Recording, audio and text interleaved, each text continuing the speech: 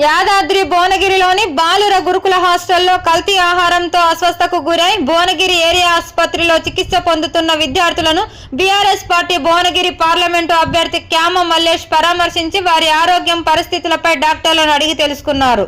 social welfare hostel చదువుతున్నటువంటి high school విద్యార్థులు 15 మంది హాస్టల్ యాజమాన్యము నిర్లక్ష్యంతో పురుగులు పట్టిన అన్నాన్ని పెడితే అది తిని నిరుపేద కుటుంబాలకు చెందిన పిల్లల హాస్టల్లో